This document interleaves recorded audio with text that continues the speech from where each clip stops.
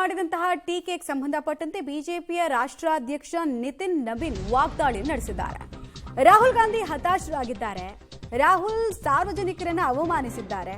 ಅವರು ತಮ್ಮ ಹೇಳಿಕೆಗೆ ಬೆಲೆ ತೆರಲೇಬೇಕಾಗುತ್ತೆ ಎಂದಿದ್ದಾರೆ.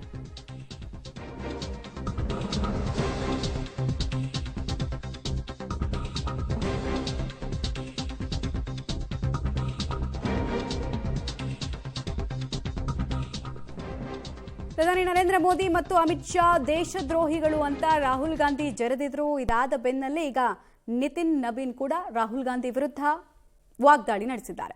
ಡೀಟೇಲ್ಸ್ ಕೊಡ್ತಾರೆ, ನೇರ ಸಂಪರ್ಕದಲ್ಲಿ ಜಾಯ್ನ್ ಆಗ್ತಾರೆ ಶಬೀರ್. ರಾಜತಾಂತ್ರಿಕ ಸಂಬಂಧವನ್ನು ನಿರಂತರವಾಗಿ ಅದು ಯಾವುದೇ ಕಾಲಘಟ್ಟದಲ್ಲಾದರೂ ವೃದ್ಧಿಸಿಕೊಳ್ಬೇಕಾಗತ್ತೆ.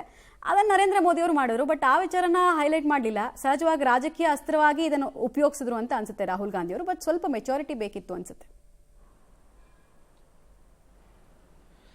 ನೋಡಿ, ವಿರೋಧ ಪಕ್ಷವಾಗಿ ರಾಹುಲ್ ಗಾಂಧಿ ಸರ್ಕಾರವನ್ನ ಟೀಕೆ ಮಾಡುವಂತಹ ಕೆಲಸವನ್ನ ಮಾಡ್ತಾ ಇದ್ದಾರೆ.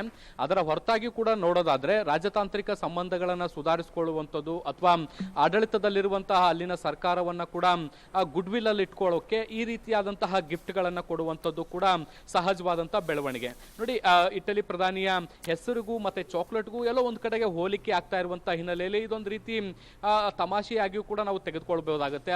ಅದನ್ನ ಇಂಪ್ರೆಸ್ ಮಾಡೋ ಕಾರಣದಿಂದಾಗಿ ಇದನ್ನ ಗಿಫ್ಟ್ ರೂಪದಲ್ಲಿ ಕೊಟ್ಟಿರುವಂತಹ ಸಾಧ್ಯತೆಗಳನ್ನು ಕೂಡ ನಿರೀಕ್ಷೆ ಮಾಡಬಹುದು.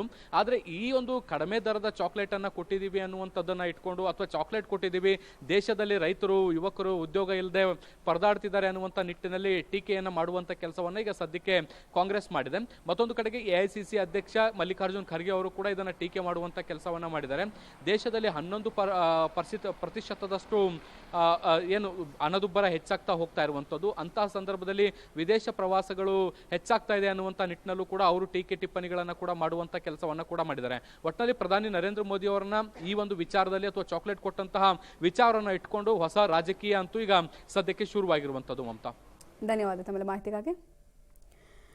ರಾಜಕೀಯ ಜಟಾಪಟಿಗೆ ಕಾರಣ ಆಗ್ತಾ ಇದೆ ವಿಚಾರ. ವಿರೋಧ ಪಕ್ಷಗಳ ಕೆಲಸನೇ ಅದು ಸರ್ಕಾರವನ್ನು ಟೀಕೆ ಮಾಡೋದು, ಬಟ್ ರಾಜತಾಂತ್ರಿಕ ಸಂಬಂಧಗಳಲ್ಲಿ ಟೀಕೆ ಮಾಡೋದ್ರಿಂದ ಇಟಲಿಯಲ್ಲಿ ಅದನ್ನ ರಾಂಗ್ ಆಗಿ ನರೇಟಿವ್ ಬಿಲ್ಡ್ ಆಗುತ್ತೆ. ಆಮೇಲೆ ಇಟಲಿ ಏನು ರಾಹುಲ್ ಗಾಂಧಿ ಅವರಿಗೆ ಪರಿಚಯ ಇಲ್ದಿರೋ ಜಾಗ ಅಲ್ಲ, ಅವ್ರ ತಾಯಿಯ ಸ್ವಂತ ಊರು.